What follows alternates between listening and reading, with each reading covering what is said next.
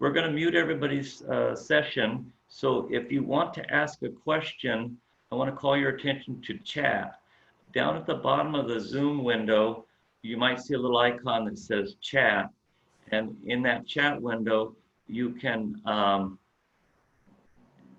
enter your questions. Well, I'm just looking at chat now. I've seen people from San Luis Obispo, Yolo County, Contra Costa County. Oh, we must have done some advertising. I thought this was just going to be the 4 counties. Well, if you're from other counties, welcome. Just know that the presentation is somewhat geared for weather in the foothills, and some of the advice will work. So stay tuned, but just beware that you might have to adjust for your local weather conditions. All right, so I guess we'll get going. Susan Port is our first presenter. Susan has grown up in Amador County and lives on what's called the Winterport Farm. So she's had a long time experience with farming in the lower part of Amador County, and she's going to share with us some of the things she's learned about winter vegetables. And so go ahead, Susan. Well, good morning. Thank you for signing in today and joining our class. And as you can see, it's cool weather vegetables. Now it's 100 degrees. It's hard to think about, isn't it? Anyway, as Ed said, I'm Susan Port. I'm an Amador County Master Gardener since 2013, and basically have done, most of my gardening has been more vegetable-oriented gardening, and I've been doing it all my life. Okay, let's think about why we grow vegetables.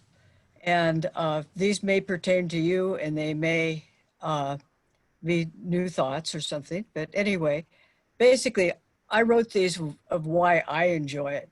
Is I really enjoy the outdoors, and I enjoy gardening. I love to watch the things grow and mature with the anticipation of eating them later. And there's nothing like the flavor of freshly grown vegetables. Once you eat them, it's hard to go back to store-bought vegetables, and the difference is incredible. And also, there's so many more varieties that you can grow than you can get in the store or even at farmers markets. But today, I think a lot of us, because of our time at home and so on, and the victory garden, the uncertainty of what will be in the store when we go sometimes, I think the interest in gardening has really increased. When we're talking about vegetables and growing vegetables, there's 2 basic things we need to think about. Some are warm season crops. They grow best when the days are long and hot. Between 65 and 95 degrees is ideal. And this is our squash and our melons and our peppers and our tomatoes and all those sorts of things. And then there's cool season vegetables. They grow and produce best when the average temperatures are 55 to 75.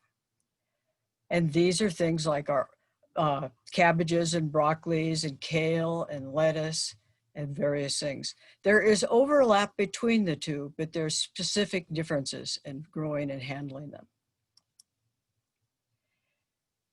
Timing is the most important thing to think about. And most of us have grown summer gardens. I've mostly grown summer gardens. I'm just learning how to winter garden. But summer gardens are pretty easy. You plant in the late spring, as soon as the frost danger is gone. It grows, it's nice and warm, you water it, and you get a lot of produce, and you're busy enjoying it over the summer, and it's so hot you don't really want to go out there too much. But as soon as the frost comes, it's finished, and your vegetables are gone. Winter gardens are a little bit trickier because they're more related to the weather.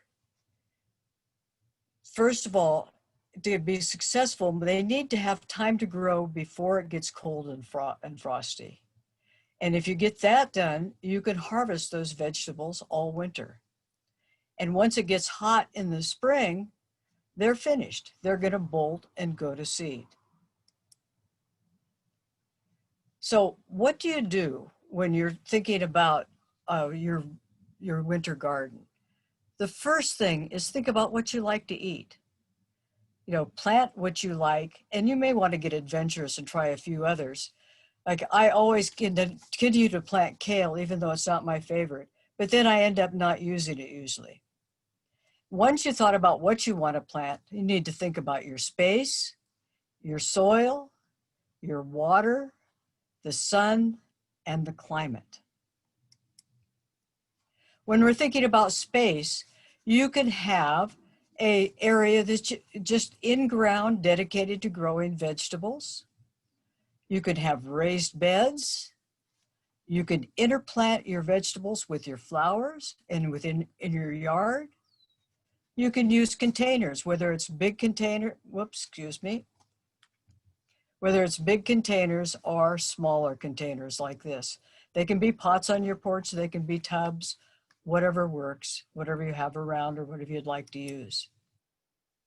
The other thing about space is you need to think about the characteristics of the plant.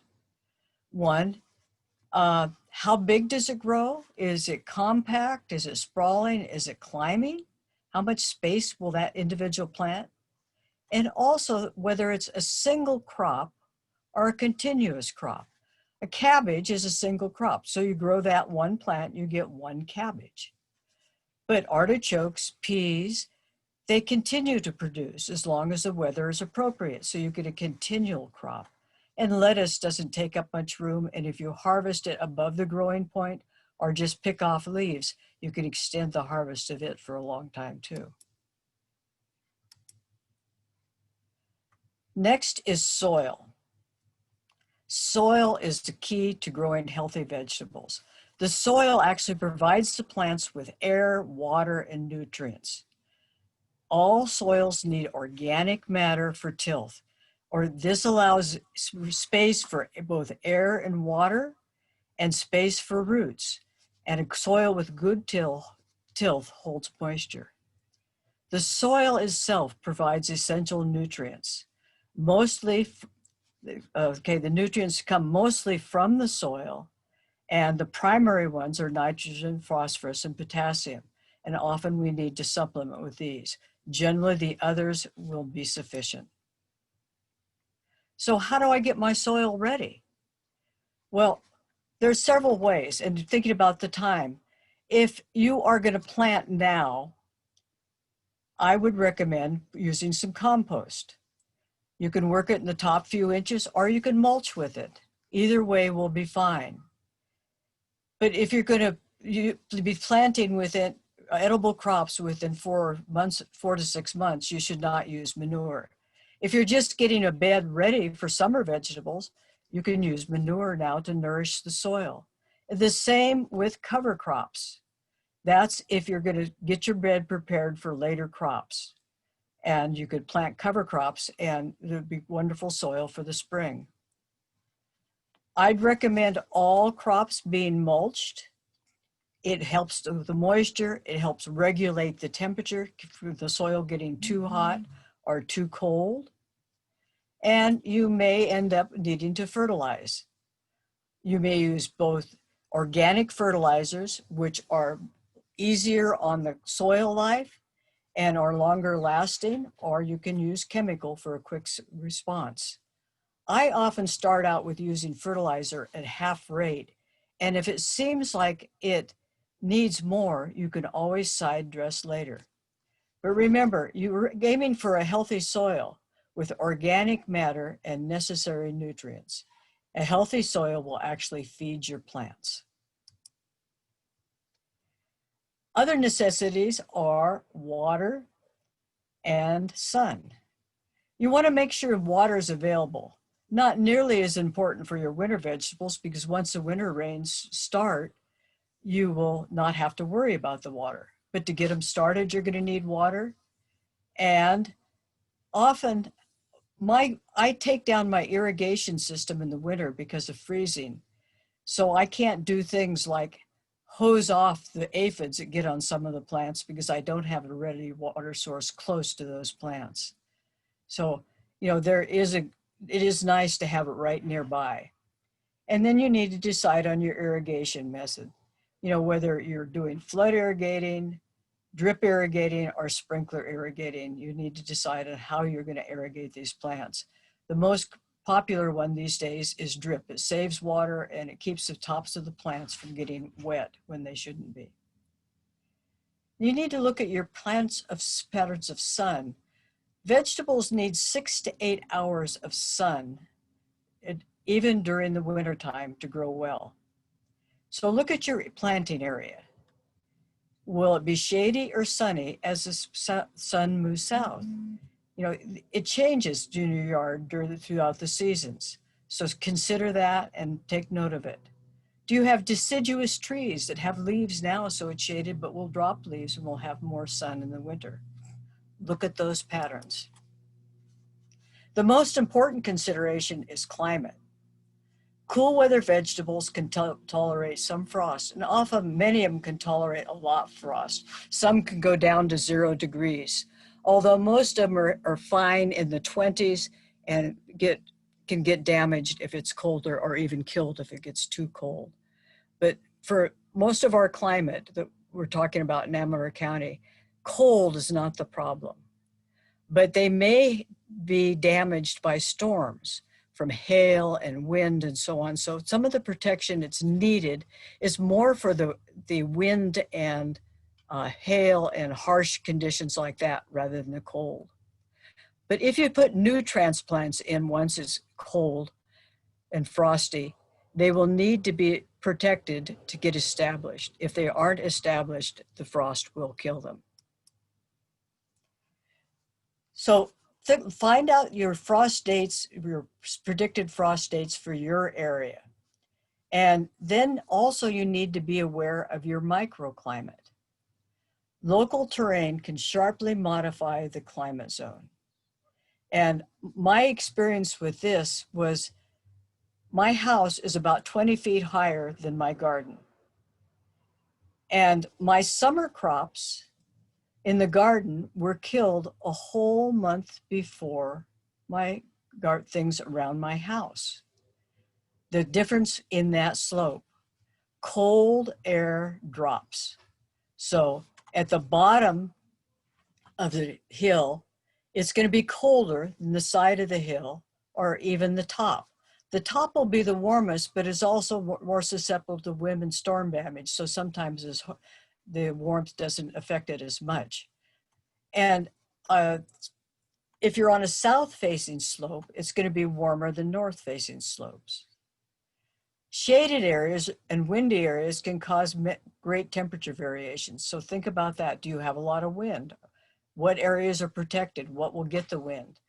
What will get, east sides of house get morning sun, which everything loves, but it's protected from the intense heat in the summer, or protected from, by being near the house too, it's protected from some of the cold.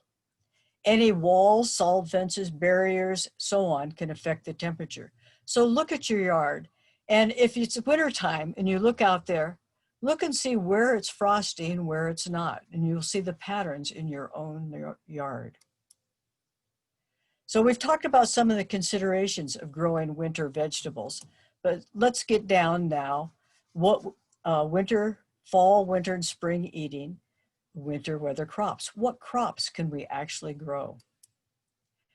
Now, I'd like you to look, if you have your planting chart on hand, please look at it. I'm going to switch to this page. Would you look at this side first? This planting guide was developed with Amador County in mind. And the first thing you'll notice is these double lines. This is the first expected frost date. And over here is the latest frost date. And since we're talking about growing winter vegetables, I started it in July because we actually need to start a lot of our winter vegetables in July, August, and September. Now let's look up here. This is for the average area of our county, where a lot of the people live, between 1,000 and 2,000 feet for the 2,500 feet for the frost date. If you live in Ione, it's going to be warmer. If you live lower, below 1,000 feet. So you're going to have to imagine this line moving this way and everything shifting to the right a little bit, about 2 weeks. If you live higher than 2,500 feet, you're going to shift this way because it is going to get colder earlier. So you're going to shift this a little bit. So you just imagine you're using about 2 weeks. So you're just, okay. So here, if you live in I own, you can go this way. And if you live up country, you want to shift everything this way. And down at the bottom here, you'll see for Amador County, approximate elevations for the different towns. So you can see where you live and about what your elevation is. And at the bottom is the key for the planting. DS is direct seed, ST is start transplants, and T is transplants. Now I'd like you to turn over to the other side of your planting chart, because I want to start here and talking about using the planting chart. I'm starting with greens, which is a very popular thing to grow in your garden in the winter, and is most of them don't take too much space and can be easily grown. They can be grown in pots, or they can be grown out in any of the other circumstances. But let's start with arugula. They recommend direct seeding arugula in September, October, and November. So you can actually direct seed it after frosts when it's cold. And then in the spring, you can also plant starting in February, March, and April. There's not much they recommend for December and January, although some of these seeds you can seed at this time and they'll take a long time to germinate because it's cool. If we look over here, we look how many days to yield. And if it doesn't say it's from seeding to where you should have a mature plant. So arugula takes 28 to 35 days. In the winter when it's cooler and as the days get shorter, this time will extend. So you may have to add a week or two if it's colder or so on before that. But this is in your ideal conditions. And if you look all the way over here, it says germ on the top. That's for germination. This is the temperature range that those seeds will germinate. They'll germinate if the average soil temperature is 40 degrees, all the way up to 55. If it's out of that range, they'll sit there dormant until it's time for them, the weather is right. So if you look down the germination, you'll see there's quite a bit of variation. Not too much, but on the lower end, it goes from 40 for the greens to 50 degrees. And the upper end, like arugula, is harder to germinate when it's hot because it doesn't like it above 55. But your kale and lettuce and mustard greens will germinate at 85, and your Swiss chard will germinate at 95. So this gives you a guideline of when to plant. And most of the things germinate best in the middle part of that, and a little bit towards the hotter end. They'll germinate faster and better. So as we saw before, it'll tell you when you should plant. Now bok choy, they suggest starting transplants and doing those by transplants, and starting the transplants in September, or you can also direct seed. They won't expect you to wait a little bit later to transplant your bok choy. So you can direct seed either in October or November, or again, you can look over and do this in spring.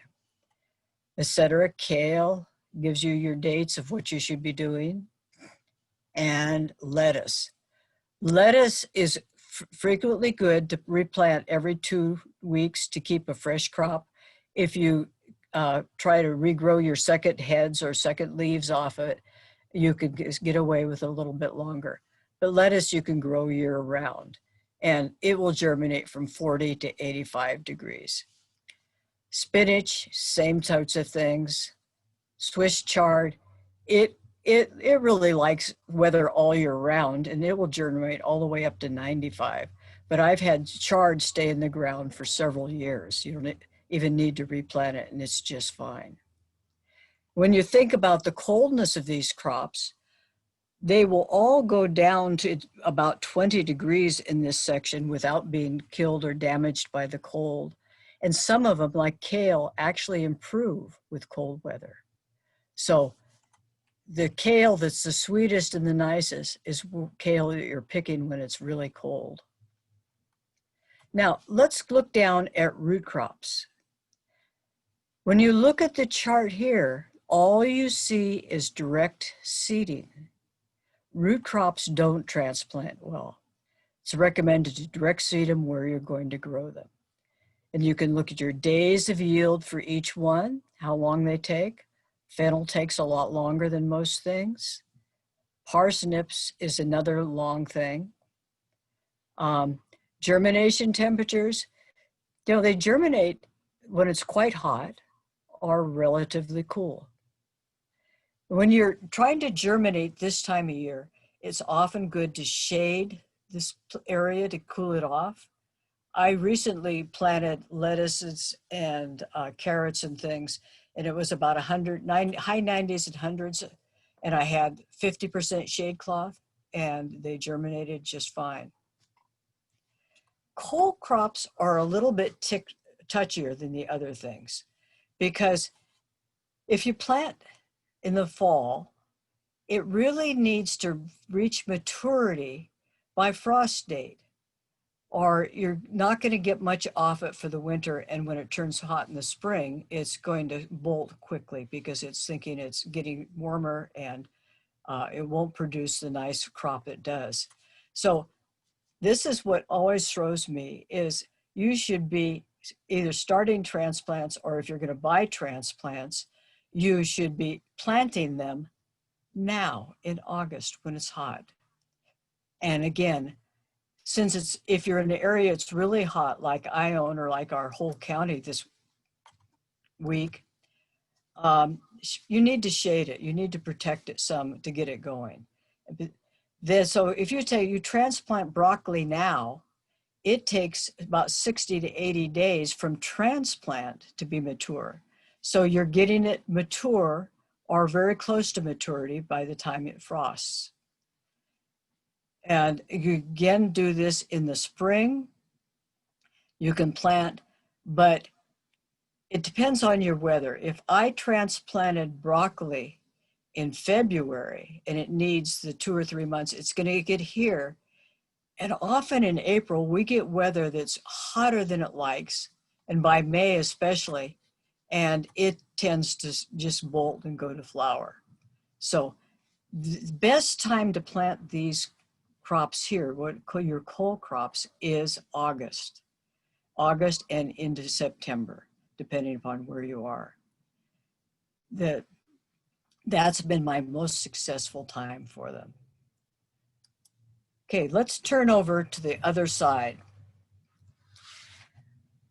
I only listed 2 herbs here because these are the 2 that I grow by seed. These are things you can direct seed. And it's very frustrating to me that cilantro, which I love in the summer with my salsas and my tomatoes, doesn't like the heat. It loves the winter, and it will grow all winter and be as happy as can be. And as soon as it gets warm in the spring, it bolts. But starting about now or into September, you can direct seed or transplant it, and it will be happy all winter.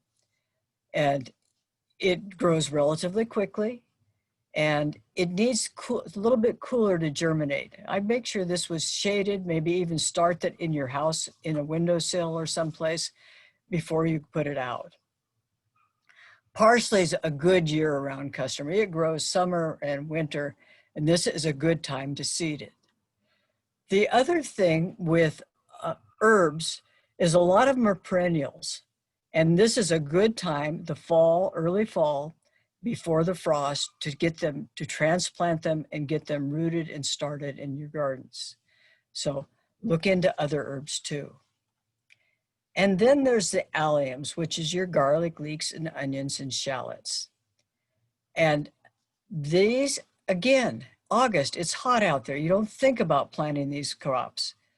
You can direct seed them, or you can transplant them.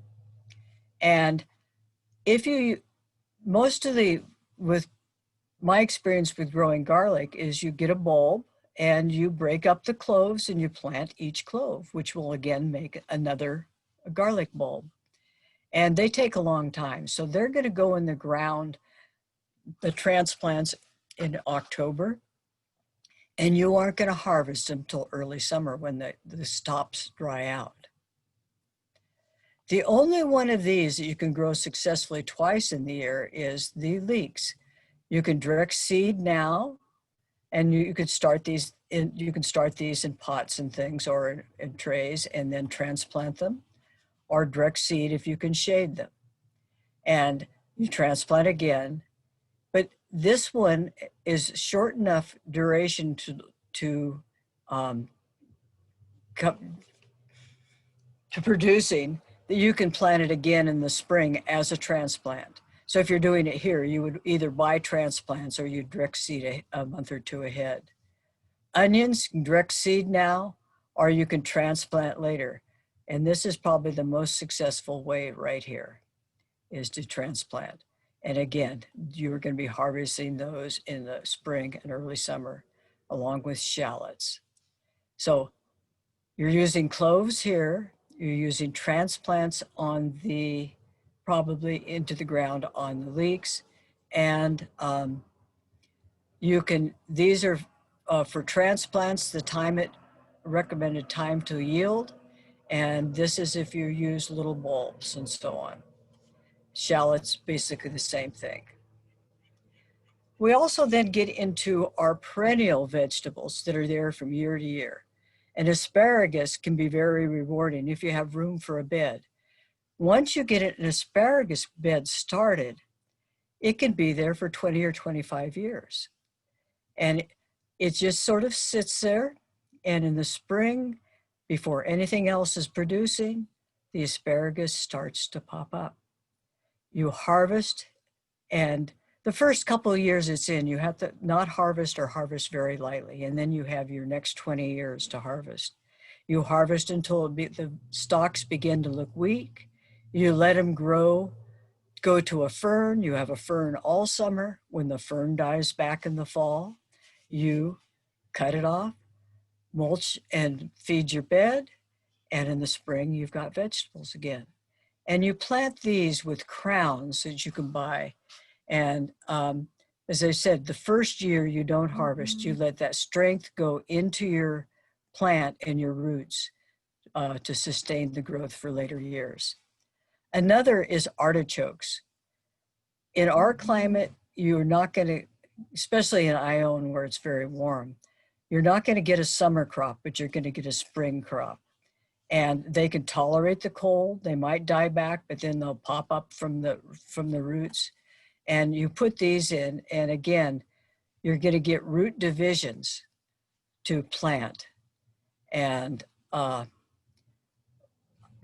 3 years, you will get artichokes the first year or two. My problem with artichokes is the gophers dearly love them. And I tend to not be able to keep plants for more. If I can keep them through the season, I'm doing well. Even when I put them in baskets, I tend to lose them. And artichokes can be roots that can be put in now in November and in February and March. Rhubarb, you again use roots and you'll get a crop the next year, and it should be planted sometime in the fall, October, November, and December.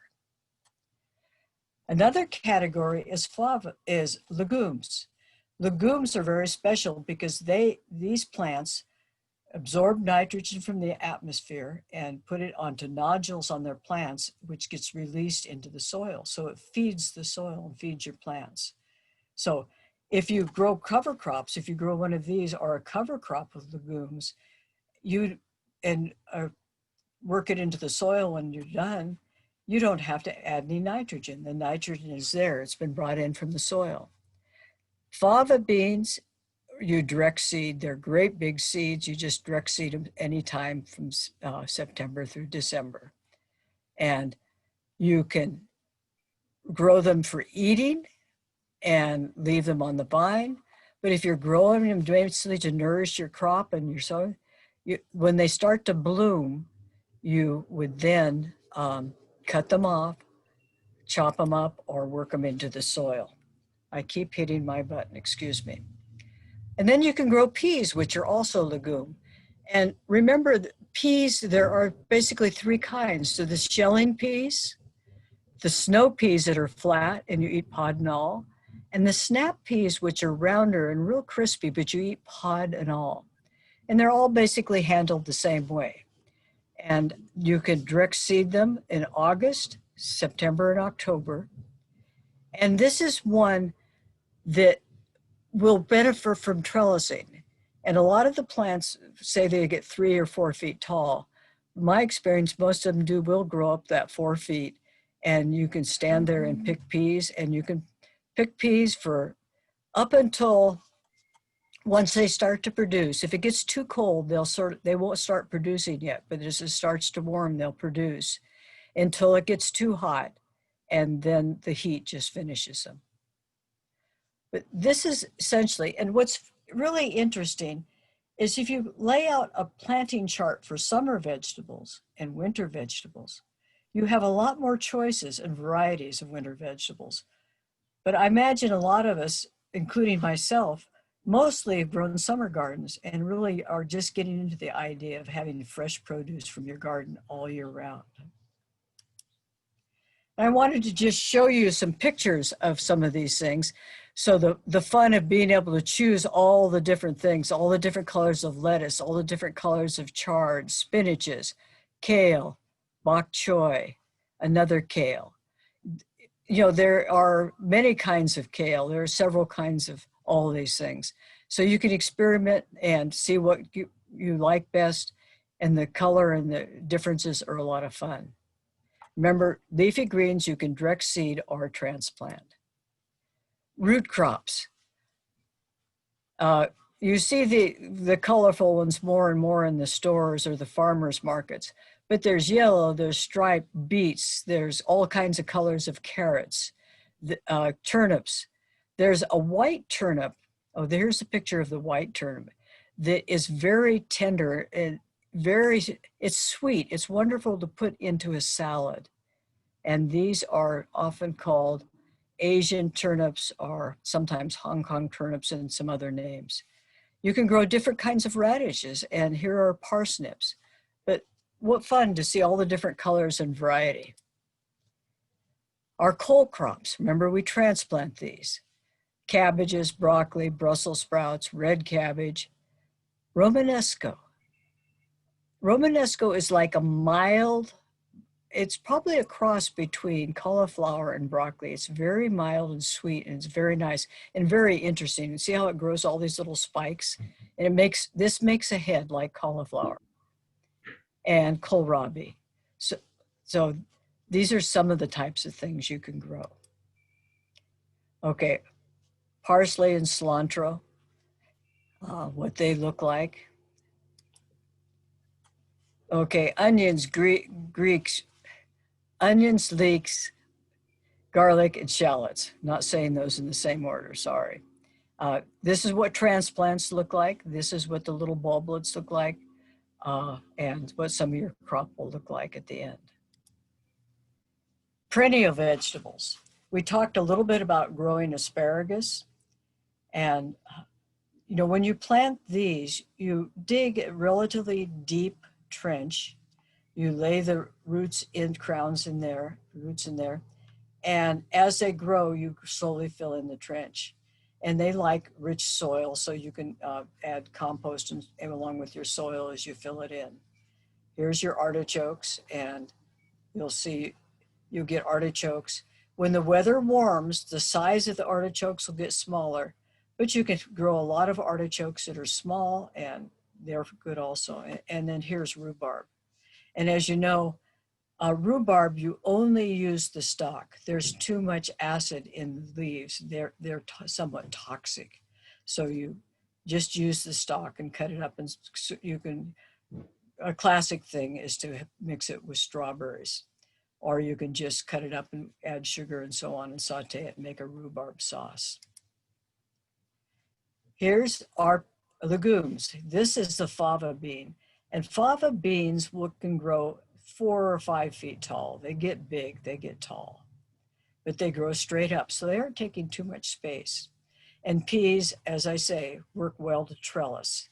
So you have your shelling peas, your snow peas, and your snap peas. This may be a shelling pea. This looks a little bit more like a snap pea, where the pod is tender, eat pod and all. So some variation on your peas and wonderful in salads or to steam. And I had never put this in my fall vegetables before, but one of our master gardeners sent me these pictures. Yes, that's right. August is the ideal time to plant strawberries. Now, if you want a big spring crop, so you could can, make jams and whatever you want to do, the time to plant them is August. And here's the bed. He has ready, nice soil, and he's making holes with a post hole digger. You don't need the post hole digger, but that was an interesting idea. And then you put your transplants into that, and they will grow and spread, and then they will spread out runners. Now, if you plant them now, you will have a great crop in the spring. The problem is the availability of the plants. At one point on our ranch, we grew a commercial U-pick operation for strawberries. And you could order strawberry plants from commercial nurseries and get 1,000 at a time or more in August. But the local nurseries and so on don't carry them at this time of year. Maybe it's changed, but I'd never been able to find them at this time of year. If you have someone who's thinning out a strawberry bed because they will get really dense, you can get plants from them and plant it now. And most of the nurseries and things will have them in the January, February, mostly February. And if you're doing an ever-bearing strawberry that will produce all summer, then you can plant it then and get a crop. If you plant the spring crop one, you won't get much of anything off it this first year, but the next year it'll be good. So a little bit of the ins and outs of growing strawberries. So we hope that this gives you some idea of when to plant and what to plant in your garden, and that you'll enjoy good eating from your own garden. Now, if you're looking for transplants, there's 3 sources that I would recommend. One is we're going to have a sale in October 3rd, and I believe the link to will be on the chat. You'll see what the details are. Another good source is farmers markets. A lot of farmers markets sell transplants, and these are being grown by people that are, growing these things and know what they're doing, and often excellent transplants. And I also recommend local nurseries. If you buy local, you're buying plants that'll probably do well in your area and the people understand your growing area. So thank you for listening today. And I think chat has, if there's any questions, we can do some questions now. And this is how to get more information from master gardeners. Although our office is closed, we're still taking questions by phone and email. There's our email address and phone number. So, Hey. Doris, are there any questions?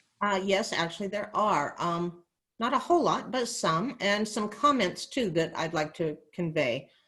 First of all, from Stephanie Tot, the temperatures on your planting guide, are they for air or for soil? They're for soil. That's soil temperature. And okay. Either buy a probe to measure your soil temperature, or a rule of thumb is take the high and low for temperatures for 3 days and average them. And that will pretty much give the temperature of your soil, your top layer of soil. Perfect, thank you. Ann Jackson would like to know how deep a pot for perennial herbs, thyme, sage, and oregano? She does container planting. I'm sure of that, but I don't think they need much depth. I can't say that for sure because I plant mine in the ground, so. Okay, and then we had a lot of questions about guides for other counties. Tracy, are you still on? Tracy Cielo, can you give a general place to look for these planting guides for the other counties like Humboldt? Sure. My recommendation is to Google search UCCE Master Gardeners of, and then fill in the blank with your county. So Master Gardener, UCCE Master Gardeners of Humboldt County planting guide. And if your county has one, it should come up in the search. I posted some that I found, but there was a couple that I couldn't find. So your county should have them. If they don't, you can always call the Master Gardener office in your county and ask them if they have one. I know Placer County has a very good one. El Dorado County has one that is for sale for $5 that is very comprehensive. Calaveras County has one. So good luck. Great. Okay. I just wanted to add to that. If you can't find one for your area, you can put your frost date here and say your frost date is December, say it's a warm area. Then you put December next to right here and just move your dates around. And it should be a fairly good estimate. There'll be differences in climate, so getting a local one's best. But you can use this sort of a guide by doing that.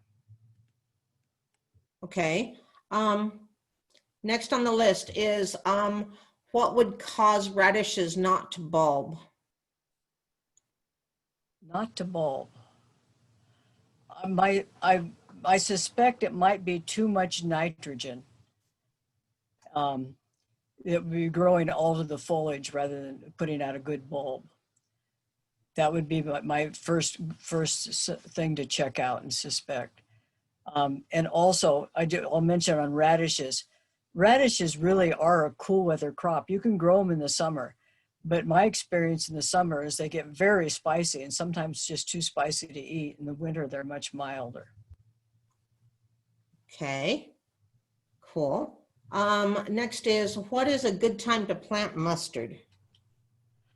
That would be on the greens chart, and I believe it recommended direct seeding starting in August through October. Okay. For the mid climate there, the 1,000 feet to 2,500 feet. Okay. And then next on the list is a couple of comments. Jenny Lynn Center liked the idea of the corrugated metal on the base. Thanks for the planting references. Tracy, could you put the presentation link in the chat again, please? Everybody, if you're looking for the link to this presentation, it'll be in the chat in just a second. And then next question is, how do you prepare your ground for carrots? Okay, carrots, you could, if you're tilling, you could till and loosen the soil, till fairly deep. If you're not tilling, I would recommend just loosening the soil with something like a digging fork a little bit and putting some compost on it, or working the compost into the top if you want to. And carrots do best if soil is not too heavy. And the better your soil is, the more organic matter you get in your soil, the better those carrots will grow. So over time, if you're using compost and things between each crop, you're nourishing the soil, you're adding organic matter and improving it for growing root crops and all crops. Okay. Okay, the next one is a little bit long, but I couldn't figure out how to parse it. So just bear with me, Susan. Okay. It says, I have strawberries now completely overrun by Bermuda grass. So I was thinking of scrapping the whole raised bed and starting over. Can I reuse my strawberry plants then and put them back in the dirt after removing the Bermuda grass? Yes, you can. Strawberries spread with runners. They send out a runner that roots in the ground and fills in the bed. So the best way to do it is if you have runners starting young plants, is to just take those young plants and dig them up. If this time of year, I would pot them someplace or keep them wrapped with some soil, moist soil around them until your bed's ready to replant into. And when you buy them, often they're that way. They're young plants with roots wrapped in some either soil or sawdust or something, kept moist, and then kept cool, even kept in a refrigerator, and then plant into your soil as soon as you're ready. But that's a good way to, they actually recommend taking out older plants out of a strawberry bed and let the young ones grow every year. Okay. Okay, can you go over where the plant sale in October is going to be again? Okay, Ed, do you have that up on your site? You're muted.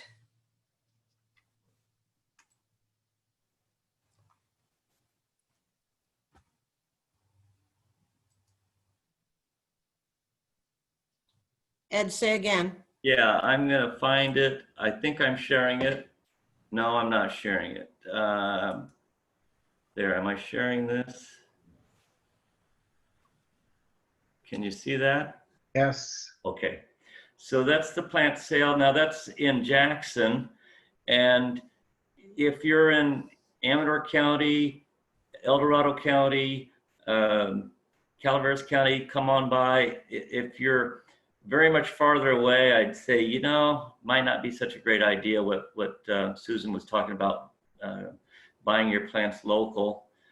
And so you want to maybe, I appreciate the fact that we have people here from LA and Humboldt County, but not recommended for the plant sale. It's on Jackson Gate Road in Jackson. And we will be asking for masks and social distancing and so on. Will be required. And we're only taking cash and checks. We aren't going to do any credit cards at this sale. Okay. Next on the list is, I wasn't able to attend the summer gardening class. Could you tell me when I should pull my summer plants, tomatoes, squash, and cucumbers? Was it quite, did you say pull them? That's what it said. Okay. Now, I never pull some people, like when they start to decline and look funky in the fall and stuff, will pull them out or not produce well to make room for a winter crop. The space. So I never take them out till the frost kills them, because if I'm lucky, I can have tomatoes still in at Thanksgiving. As long as whenever they start to look bad and aren't producing enough and you're not happy with them, but you can leave them in. And some of your things, like some of that go to seed, will actually reseed themselves. If you have like a area you can allow them to reseed and grow themselves again the next summer. So anyway, my recommendation is leave them as long as they're useful to you. Okay. Okay. Next, what causes onions to have small bulbs that go to the top of the soil? I'm not sure I have the answer for that. That's not one area that I'm really good at. I don't have my book to look it up right now. It might be weather and timing that they aren't bulbing out. I sort of suspect that you maybe need to get them in and started earlier so they get a better establishment before the weather starts to warm, but that may not be correct. Okay. To add on to that, you might want to go to Ask a Master. Find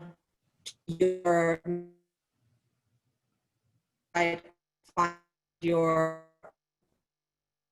call. Doris, you're breaking up. Okay, let me add to that. To gardeners. The screen gave the phone number And ask that there.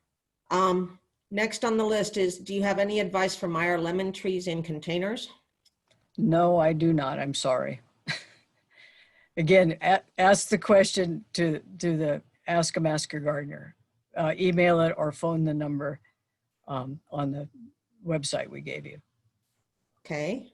Next And our- question is, I'm gonna butt in really quick. Our email for the master gardeners in Amador County is mgamador@ucanr.edu. And you can send us an email and ask us about your Meyer lemons, about growing onions, any of those questions, and we will reply to those as soon as we're able to. Usually it takes us about a week to get an answer back to the public. See, here it is on the screen now. Phone number and email. okay. Susan, you're not sharing anymore, so I'm not sharing anymore. yeah. So if you want to So share, what, okay, how do I get that back? I'll go ahead and share it right now. Okay. Okay. Your next question is what should I treat recently used bedding soil with? You know, and I think this one, I think you should call your local, the questioner is from Sacramento County. So I'm going to recommend that they talk to their local master gardeners. What do you think, Susan?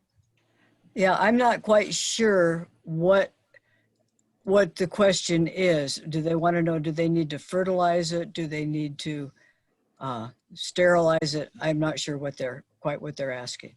Okay. So that one, talk to your local master gardeners so that they can get more information from you. Next question is there any rule of thumb for keeping winter and fall crop seeds for a few years or saving them to maintain their vitality? Most of the winter crops, some things will grow year round. And things like kale will go year round, but it's much tastier and much better and stuff when it's cold. Most of them, when it gets hot, they bolt, they go to seed. So except for your perennials, you basically are dealing with every single year crop. but what's the question though? How long can you save seeds? Oh, save seeds? Okay, I missed that. Most recommendations on seeds are for, say, 2 to 4 years, but I use lots of older seeds. Just, you can test them before you plant them to see if they're still viable by putting them on a damp paper towel and slipping it in a baggie and letting it sit for a day or two and see if they're germinating. But I've used seeds often that are 10 years old and they'll germinate. Okay. Where am I? Okay. The next one on the list is I realized that we may have planted our beets too close together. Is it best to leave them where they are, or should we try to dig them out and respace them further apart? I would say thin them and eat some small beets. It would be my suggestion. Baby beets, here we come. I mean, that's what I do is usually those kinds of carrots and beets all of a sudden end up being too thick because I sprinkle the seeds out and I'm not real careful about how many I put out, and I just thin them. And if they've got a bulb at all, they're nice little beets. Okay. Next on the list is how will you prep the soil for your fall plantings? If you've got good soil and healthy soil, what I would recommend doing is just applying compost. If you feel like it's nutrient deficient, I would add some fertilizer. And as I recommended before, if you add fertilizer, do it at half the recommended rate and see how things grow. And if they look nitrogen deficient or if they aren't growing well, you can side dress your crops with the other half. Okay. And then next on the list is, I have leftover kiln-dried pine and fir wood chips. Would they make a good mulch or are they too acidic? They still smell really nice. They'd make a good mulch. Okay. And if they're not worked into the soil, they don't steal nitrogen, particularly from the soil, just at the interface. And the effect of them is not that. Okay. Cool. Okay, then the last question that I see so far is when the plants bolt and go to seed, Should I pull the plant or cut it off in the raised bed? Well, a lot of the organic gardeners and so on, and people talking about soil life, want to leave as much organic in the matter in the soil as possible. So if you cut it, you're leaving that whole root system to be organic matter in the soil. So I would probably recommend that if you have any suspicion that it might be diseased, problems, pull it out. Okay, cool. The next question is, how much mulch do you recommend, and is rice straw okay? Yes, it depends on the composition of the mulch. If it's fine, an inch or two is fine. If it's like straw or wood chips and so on, I'd recommend 4 to 6 inches. Okay. Hold on just a second.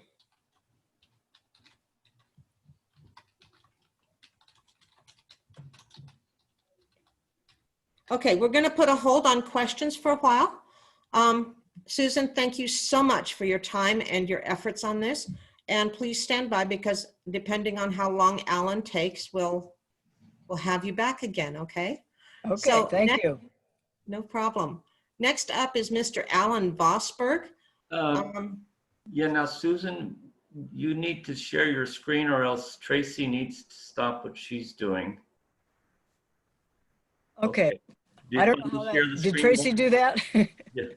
Yeah, the Tracy, see the share the screen button now? On the bottom of the Zoom window? No, I don't. Next to chat. The little postage stamp size window that's got your picture on it. Oh, And then there's a make it bigger, and then find share the screen.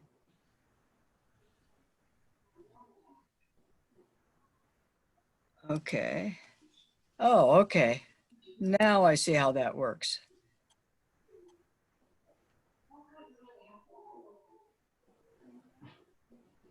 Did that work? There you go. Perfect. Thank you.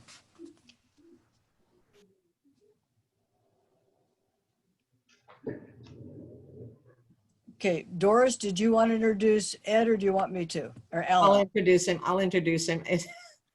If I take myself off of mute, it just works so much better. So We're anyhow, all learning technology. so now we're going to turn to Mr. Alan Vosberg, another one of our intrepid Amador County Master Gardeners, and he's going to talk about protecting your crops during these winter months when it gets cold and snowy up here. Alan, go ahead and take it away. Susan will be running your slides for you. Thank you very much, Susan. Yes, I've known Susan now for going on probably 20 years. We used to get our Christmas trees over at her farm way back when, and my wife used to go over there and pick berries all the time there. We would have berries that would last us until February, so it was wonderful. That was a wonderful presentation there. She took half of mine, but that's okay. Two things that can go wrong with crops in the summer and with the cool weather crops. Number one is it gets too warm, because their ideal temperature, the soil temperature, is between 50 and 70 degrees. And if we get an extended, what Susan has done a great job of, you find out when your first frost is, and then you count back and you find out all that detail. And sometimes Mother Nature doesn't cooperate. And one thing that can go wrong is they bolt, and you have a bee garden. You do not have a vegetable garden. You have just a bee garden. And I've had those, and those are wonderful. I just surrendered, but I'm getting better. I'm like Susan. I'm experimenting. Some things you can do, and I'll show you some slides, because I did this sort of after effect. But I'll show you some slides later on that will work with this. And what we will do is, when we get to this, I'll go into more detail about what we're going to do with this. What my project is, for the most part, are cold frames. And the thing about a cold frame, it's a transparent roofed enclosure built close to the ground, because you're using the ground as insulation. That's why you don't want it on legs. I've seen ones pictures of ones that you can buy online that have legs. Well, you're taking the ground away, and so the cold air can get underneath that. So that's not necessarily a good idea. So if you just Google cold frames, you will see 743 different cold frames, all pretty similar.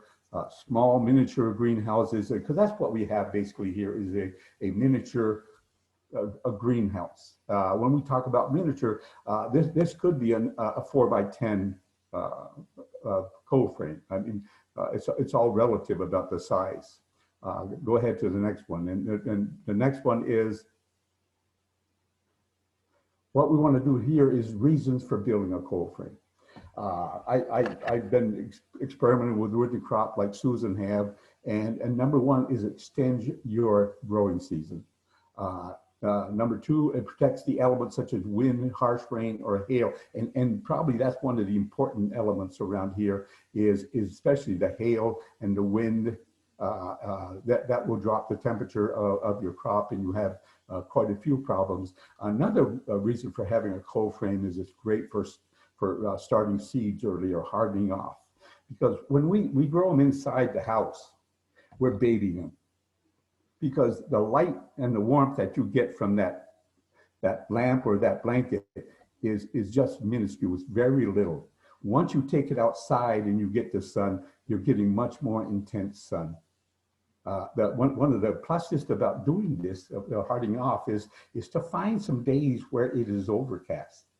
And then you can take them outside.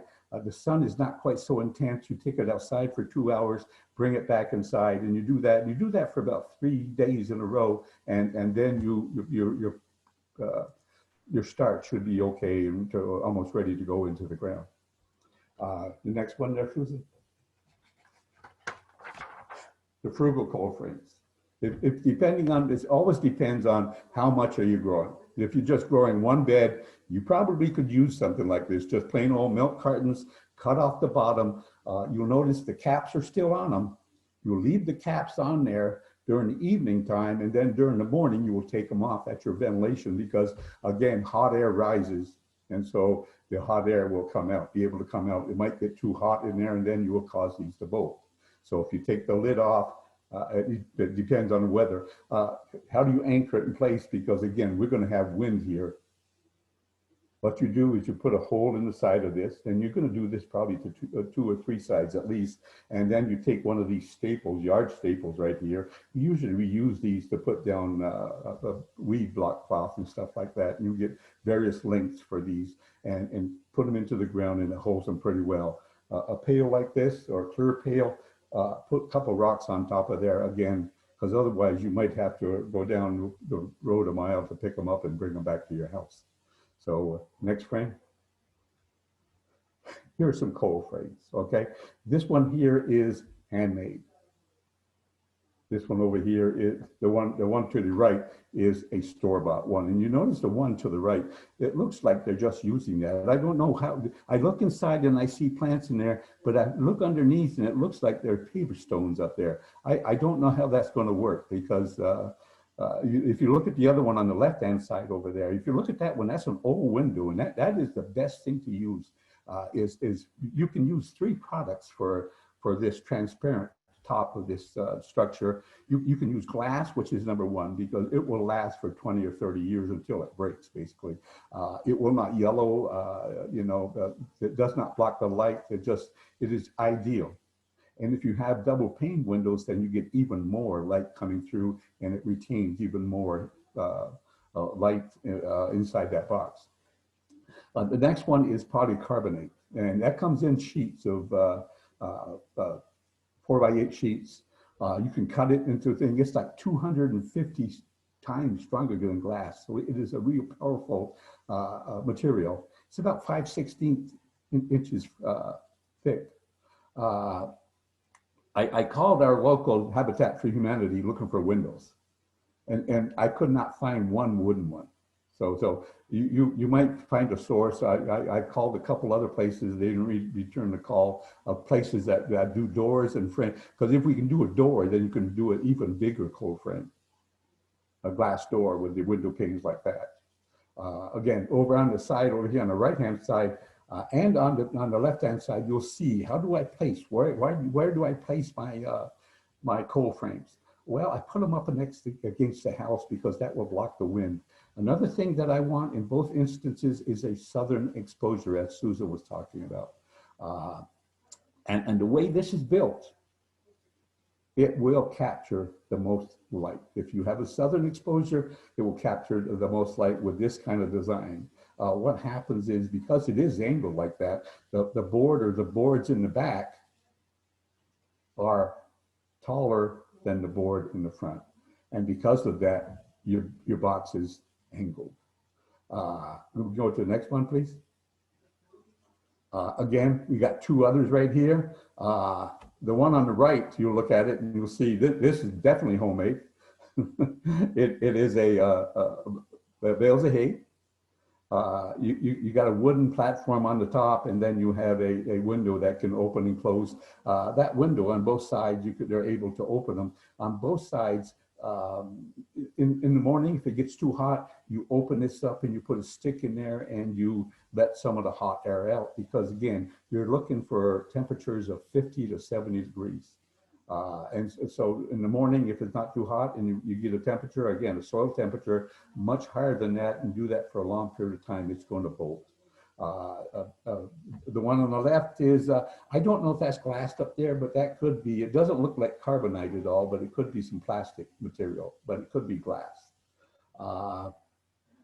What we will notice here is, as I said, the one on the left is pretty slanted. And the reason being is the board in the back is taller than the board in the front. And so the rule is basically, if you're building a cold frame that is going to be 4 feet deep, then the back board, if it's 10 inches, the front board should be at least 6 inches. It could be more than that, but it can't be less. It could be 6 inches. It could be less than that, but so that way you're getting the right angle and you're collecting the most sun. And the sun is just coming in there and it's diffusing. It's bouncing off everywhere, so it's not baking any one plant. Next one. You'll notice in the others we're talking about, they were all hand operated. And one of the things about having hand operated is if you have a routine where every morning you go out and you take the temperatures and you open the top of your cold frame and do that, the biggest problem with that is sometimes we forget. We get really busy with the other things going on and our life gets chaotic and whatever, and we forget. And if we do that too often, again, we're going to have the same problem. It's going to get above 70 degrees and we're going to cause our plants to bolt. This right here is a automatic opener. There's two kinds of openers. One is operated by paraffin. And as the temperature increases, the paraffin melts and it opens this up. So you can set this for different temperatures and you can set it for different opening sizes. And I talked to one of the nurseries or the farm supply places that we used, and they had both of them in stock. Go to the next one. Here's building a cold frame. I thought that, and as I said, this is just one cold frame. They're all going to have similar features, but they're all going to be somewhat different. And what we have here, again, if you look at the back part of that, you'll see that the board in the back is taller than the board in the front. So that's going to give me the angle that I want. Again, you'll see that this one has a stick. It does not have an automatic opener. What we'll do when we plan this, of course, in the front, we're going to put the lettuce because that's not nearly as tall. And then we're going to put the other taller stuff in the back, towards the back somewhere. We could make this different. We could put the two boards in here, make this 24 by 10 or whatever. So we can make this as deep as we want. And we can make it as long as we want. This particular one that we're going to be making today is one that is going to be 72 inches long, and it's going to be 3 feet deep. And first thing you want to do is cut all the boards. The first board in the back is going to be a 2 by 12, and it's going to be 6 feet long. The front is going to be a 2 by 8, and it's going to be 72 inches long. The two sides are going to be 36 inches. A little trick about how to do the sides. What we will do with the sides is we will put this together. We won't use any screws yet. We won't do anything. So we will just stand it up and put it together. And now down here, where this side piece, which is going to be a 2x12, where it meets this 6-inch, we make a little mark. And then we draw a line from that mark up to this corner. And that is the angle in our cut. And we do the same thing that right there, that will give us our angle. As again, the rule is there must be at least 1 inch. For, if it's a 3 foot, then you must have at least 3 inches between the back, difference between the back and the front. You can have 4 inches, you can have 5 inches, you can't have 2 inches. Next one. You just saw your cuts. You can use whatever saw you have handy. This one will work really well. Remember, as you make this cut, if you're wavering too much, then you're going to have to put caulking in there because it's going to be leaking quite a bit. So make this cut as cleanly as you can. Next one. Now you're going to put the thing together. And what you're going to do first is you have to do a lot of pre-drilling, or you're going to split the wood. And the wood we're using right here, probably I would suggest a cedar of some kind. A little bit pricey, but it will last you a long time because of just the resins that are inside there. It fights off rot and insects and things like that. So you're going to pre-drill 3-inch galvanized screws to attach to all the sides. So while we go, so first we do all the pre-drilling and things like that. And then what we're going to do is put these L brackets in there. And another thing I would rather use is not the L brackets, but I would use just 2x2s in there and just run them the length of this and just put probably 3-inch screws, again, 3-inch screws, and just put those in there. Gives it a lot of stability because when you pick this up, if you don't have those braces in there, this thing is going to wobble all over the place and it's not going to be in center anymore. Next one. If you're in a real cold area and you think you need some insulation, this is insulation that you buy by the sheet at your local hardware store that sell insulation. It comes in 4x8 sheets, and you can just cut off a section, whatever you need, and then you can just put some glue on the back of this, and then just stick it up against the wall and put 2 screws in there just to hold it because that glue is going to harden. You're just going to put 2, again, 1.25 inch screws in there. Don't drive it all the way in because it'll go right through. Just enough to hold it in place. That's all you're trying to do. Go ahead.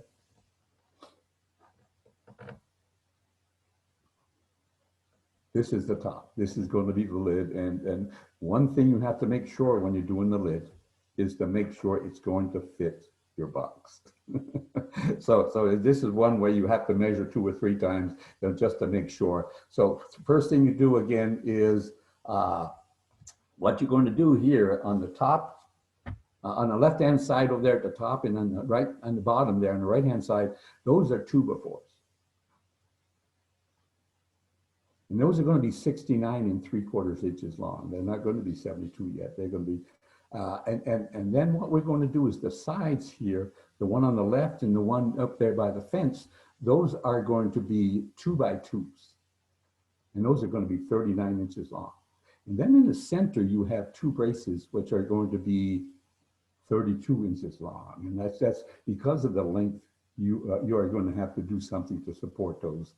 Again, doing some pre-drilling, you're going to use some screws to put those together. Now, if you happen to have an old door with the glass panes in it, or if you have 2 or 3 windows, you could use those. All you have to do, and those are ideal because they're already framed. All you have to do is to put handles on them, and you need to put hinges on them. And so you could use that depending on the size of your windows. And then you could, depending on the size of your windows and doors, you could adjust the bottom box to fit out those windows or that door. Okay, go ahead. Now what we're doing now is we're getting ready, and this time we're going to use plexiglass. Plexiglass is plastic. It's not, it's not polycarbonate. It's not glass. and it's not polyethylene. And polyethylene is something that comes in a roll, and you can use that. So first thing you do is to make sure that the frame that you put together is square. And what you're going to do now is you're going to take construction glue and you're going to put a bead around there, all the way around the edges of this. Put as much as you want, and make sure you put it in place and make sure it's squared again. And once it's squared, then you're going to go to a hardware store and get a drill bit just for plexiglass, because otherwise if you try to use grip, you will break it. All kinds of things can go wrong. So make sure you get ask somebody for a drill bit for plexiglass. And every 4 to 6 inches, you're going to go around there and you're going to drill holes and put these screws in place. Next one. Now we're going to put the top, put it on hinges and put it on top of our cold frame. First thing we do is place it on there. Go over to the top, and on the high end, that's why we want these hinges to go, not the low end, to the high end. We're going to go there. We're going to come over to an edge, maybe 4 or 5 inches from the edge. And we're going to center this to make sure that the middle of that hinge is right there where the lid meets the enclosure. And then we're going to mark the spots there with a pencil. I would then take it away, and then I would pre-drill the holes, and then I would go ahead and put that hinge on. And then I would go to the other side and do the same thing. If I measured 4 inches from the end, I would measure 4 inches from the right and do that. And then I would measure, after I've done that, because I want 4 hinges for this door because it's a pretty long door. What I would do again is I would measure 22 inches, about 22 inches from the center of this hinge here, over here, and I would put another hinge. And then I'd do the same thing to the other side. I'd go to and measure 22 inches and then mark it and then put screws in it. Next frame, are we finished there yet? We're here yet. Here's what I was talking about. Now we're going to go way back to the very beginning. Go back to that other one there, that one right there. This is my garden, and no, back to the hoops there, please. This is what I use it for, because one of the things that can go wrong, as Susan was talking about, is I have these everywhere, and I have different lengths of these, because the last thing you want is to have a great big hoop house with all that space above it. Then you have to heat that. So it's much better if you have smaller ones in here. If you have a crop that's only 12 or 14 inches long, you only need a space about 14 inches above that, because you don't need a great big space to heat. And so what I do here is when the crop is when it's really hot out there, Mother Nature's not cooperating. I don't want to wait for it to bolt or go to seed, because what happens with these plants is there's something in them, their DNA or their biology. If it's too hot for too long, they will bolt, because there's something in them. It's almost like an animal is, they want to have kittens or puppies or whatever. They want to produce seeds because they want to be long lasting there. And so you have to be out there all the time, measuring the soil temperature sometimes if it's been warm for a long period of time, and just checking, and because you want to do it before it goes to seed. Because I've been, as I said, I've had one winter where all I had were seeds, and it was wonderful. The insects loved them greatly. And so what I do here with these is I just take these little pipe hooks, one on the top, one on the bottom, and I can take a 1/2 inch PVC pipe and just put right in there. And this one here, I can get by with just 3. And what I can do is I have clamps. You can also, from Peaceful Valley, you can also buy some other clamps that slide right over top of these. Because what you're creating here now is a wind tunnel. This thing will almost fly, but the material will fly. This is shade cloth. That's what I'm using. 30% shade cloth is what I'm using to cover this with, to try to lower the temperature. Susan was talking yesterday about growing lettuce. Lettuce is one of those ones that will bolt, but just by looking at it. And she has lettuce growing now just using shade cloth. And you have to get out there and go to work. And During the day, you can put it on, and maybe during the evening, you can take it off. It's sort of up to you. You're doing some measuring. Gardening is not easy. You have to check it. I keep telling my wife, you have to go out there every day and check on your garden at least once a day, maybe twice a day sometimes. Also, what's good about this is all of a sudden the weatherman comes on and he tells me it's going to be 17 degrees tonight. And as Susan was saying, these crops they can take snow. They can't take hail, but they can take snow. They can take cold weather for a short period of time. But if it's below 25 degrees for an extended period of time, then you could call that a killer frost. And that could, do some damage to your crop. So what you'll do then is just put some frost cloth out there and just cover that whole thing. And again, clamp it down with various clamps that you use. I have some hand clamps that I use that you just squeeze them. They're great exercise tools, and you just attach it right to the hoops right there. And this is going to stay pretty good in place. And when I can also take this device right I have right here, this bed, and I also can turn it into a cold frame. And what I do is, I'm not great. You can build some of these cold frames that are fancy and they cost you $4,000. Mine is simple. I buy some cloth, the polyethylene, and you can get that in 12-foot widths. And what I do is I just place it right over top of these hoops, and I extend it over here so that all I have to do is take like a 2x6 and just put it on the ground down here.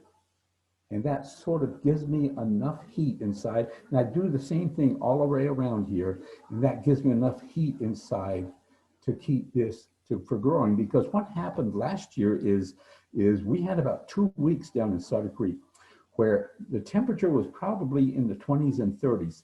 And it didn't do any damage to my crop at all, except my crop was not doing anything during this time, because nothing can happen during this time if the temperature gets that low. So eventually I will get asparagus. In this particular case, it was asparagus. I will get asparagus if I'm willing to wait a couple weeks or whatever. Next one. Here's another little, and this was the one I want right here. This is one that if you're growing quite a bit, there's 4 beds in here, and this is one of our master gardeners is using these over here. He has 2 of them over there, right on the border of El Dorado and Amador County. He's right next to the river. He has some great soil, and he's put these together. They're called hoop houses. Relatively inexpensive, because you can buy these for $7,000, or you could build one of these for next to nothing. You just go down and buy. This stuff here is not PVC. It's PVC in a way, but it's the electrical conduit. And so what you do here is you put 2 hoops together. They come with the fittings already at either end. So you just put them together. You can glue them if you want, or put a screw in there. And then you put another one going right down the middle to hold these, make them more stable. You put another one down here and another one on the other side, again, for stability. And what he has down here on his run on front side over here that we're looking at, the long side, he has wire going all the way, almost all the way up to that side stabilizer. So the animals can't get in there and eat his vegetables, because his yard is not fenced. And so what he has now is right when the day I was there, he was growing stuff, and it could take the hot summer and the weather. And so everything was okay. What he will do in the wintertime, though, he will take this, again, buy some of this polyethylene, and he will cover this whole thing with it. And if it's, as I said, it comes in 20-foot length or width. So if you need 2, you put it down. What he does at the bottom is he puts a board down there and just screws it in place and holds it in place. You'll notice this building has a door you can get in and out of. So it's totally self-contained. If you want, I think we've given out our address quite often here today. If you will drop us an email or something, eventually we'll get into the office and we can send the directions and the material list for building a hoop house, if you're interested in building one. This is for somebody who's going to have at least 4, because there are 4 by 10 raised beds in there. And so the advantage of cool crops is that you don't have big tomatoes. They don't take a lot of space, so you can fit a lot more plants inside one of those beds. So what might have taken you 6 beds for your spring crops might only take you 4 or whatever for the winter crops. Go ahead to the last one here. Here are just some websites. As I was researching this, I didn't know much about this. I hadn't done much about this, so this was a great exercise for me. And there's 2 places for farm tech is Gardening Supply Health. Anything that you need for your hoop house is they're a great resource for that. Peaceful Valley Farm Supply, and that's their address. I checked with them. They have everything in stock. The only thing they don't have in stock is they're selling redwood framed greenhouses. I think they're 10 by 12s, which is could be a smaller, but you could put at least 1 bed in there. And so the only thing is right now for whatever reason, they're not selling them right now. But in the future, they will be selling greenhouses. They sell the glass. They sell the every other thing all the other materials that you're going to need for this. That's about it. And another thing is, as a U-type, I went to different gardeners. This one guy, ML Gardner, how to build a cold frame for $50 from start to finish. What this person has done, and to me, it would be a great idea. I think I might do this because the biggest problem with having cold frames is, what do you use them for? What do you do with them when summer is, when winter or cool crops are over? Do you disassemble them and store them someplace? Or what do you do with them? Or do you use them just, what he's suggesting is he's going to put a cold frame right on top of his bed. It's going to be the same size, and he's going to use battens to attach it from the top of the cold frame to the bottom of the bed. And then just do his whole crop that way. And then when the spring crop comes due, you can take the cold frame right off and store that somewhere or disassemble it somewhere.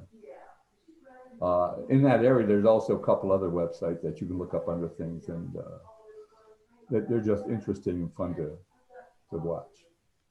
Okay, that's all. As the kids would say, the end. Okay, well, thank you so much, Alan. I do have some questions, amazingly enough. Oh gosh, what you mean? Donna Moraes had a really good recommendation I wanted to publish to the rest of the group. For glass doors or windows, try calling your local dump or transfer station. Sometimes they'll have them. Okay, thank you. That's a good idea. Next on the list is from Marilyn Jasper. Clear glass seems best, but I have about 4 old leftover tinted windows, 2x4. Does that darker tint rule them out for a cold frame? Maybe it blocks the good rays. I think it would, because they like the clarity. That's why glass is so wonderful, because it doesn't yellow or do anything like that. Whereas some of the other stuff will start to yellow after a while. Usually glass will last for 20 or 30 years. And some of the other stuff lasts between 7 and 4 years. Okay. Liz Miller wants to know, the main purpose of a cold frame to grow seedlings, or is it for growing all season long? Both. It could be both. And there are many that you can buy. The ones I was looking at and I was talking about, they had no bottom in it, but you can buy them with bottoms in them, and they basically you just grow your seeds there, and you can get a real head start on it. Okay. And then Marilyn Jasper again said, would shade cloth not prevent frost damage? How is frost cloth different from shade cloth? Well, shade cloth, it's a bigger mesh. there's quite a bit of air. It's 30%, so most of the sunlight is still getting through. I'm not really positive because I was using some shade cloth on a plant that I have. I just cut down a tree, and a plant that I had that requires shade all of a sudden is not getting shade, so I had to put some frost cloth over it, and it's still getting enough air inside. So I don't know if I'd have to check that out. I don't know if the frost cloth gives it more protection or not. Okay. But I'm Okay. not positive. Let me see if I have anything else. Yeah. One last question. Have you ever used a wallopini for starting plants in cold areas? I'm not sure what a wallopini is, but maybe you know, Alan. No, I don't know. I don't know. That's a wall of water or whatever it is. Wallapini. No, I have not. In all my research, I didn't see anything like that. The only thing I saw was like a wall of water is where you take milk containers and you put them all the way around the plant. Okay, so Nancy, would you turn on your mic and explain what a wallopini is?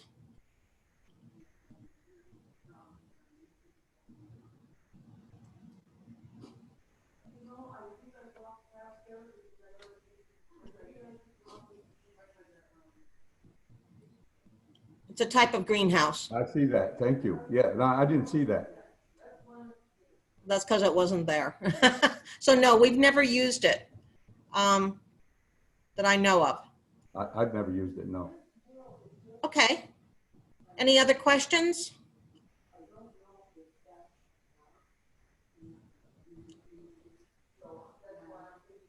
Okay. I think that's it. Ed, do you have any last words? I'm unmuting you, I hope. There, you're unmuted. Thank you, Alan and Susan, for your presentation. Thank you, Doris, for managing the questions. And thank you, everybody, for coming. And it was great to see people from all over the state. Really kind of caught me off guard. I didn't realize we were attracting people from so far away. And I'm glad everybody's enjoying their gardening, and I hope you have some good luck with your winter vegetables now. And just a reminder, we are having, for people in local here, our plant sale is on October 3rd at 8 a.m. at the community garden on Jackson Gate Road. You can come by and see our rose garden also when you come. And let's see, we're having a class on September the 12th. Is that right? September the 12th?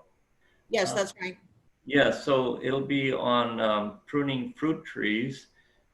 Normally we have this as in-person hands-on class, so we're going to try it a little differently and do it as a Zoom class.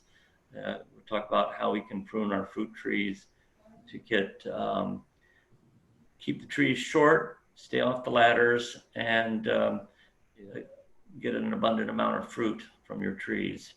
So that'll be on September 12th.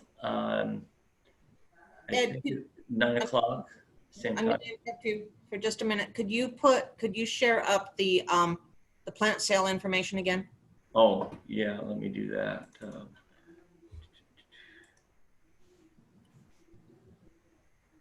And for what it's worth to all of the attendees here, Tracy has put the registration link for the pruning class into the chat window.